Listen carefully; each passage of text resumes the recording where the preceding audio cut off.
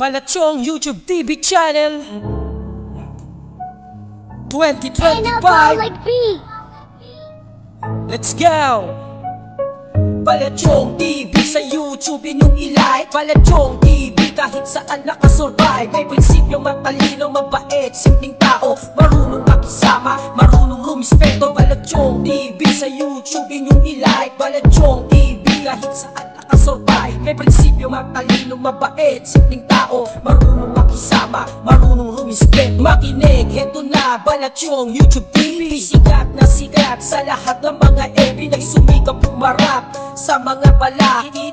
Ay kuminhawa, maraming magpasakit. Kaya ngayon, panahon na para sabihin mga pangarap na dating kayang kilatisin. Nagawa, natamo lahat ng gusto. Yung dati kong bahay, ngayon mansyon na to. Siya'y handang tumulong sa'kin, pati ikaw. Balatsyong, kilala, Luzon, Visayas, Mindanao. Kaya halika na sa kanya, suporta tayo para sa tagumpay ng bayang Pilipino. Balatsyong TV sa YouTube inyong ilike. Balatsyong TV kahit saan nakasurvive. May prinsipyo, matalino, mabait, simpleng tao, marunong makisama, marunong rumispeto. Balatsyong TV sa YouTube inyong ilike. Balatsyong TV kahit saan nakasurvive. May prinsipyo, matalino, mabait, simpleng tao, marunong makisama, marunong rumispeto. Balatsyong, pangalan pa lang alam mo na, di magpapa-apekto sa kahit sinong bida-bida.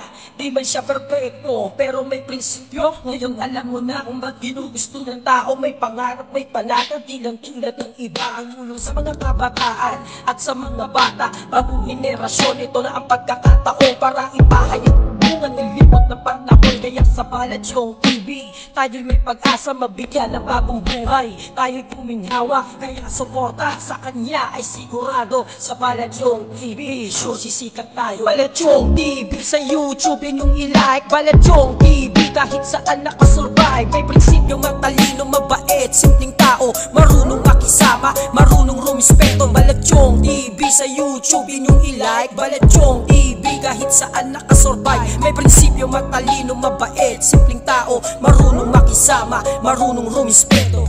Balatsyong YouTube TV 2025. Ngayon alam mo na, suporta tayo.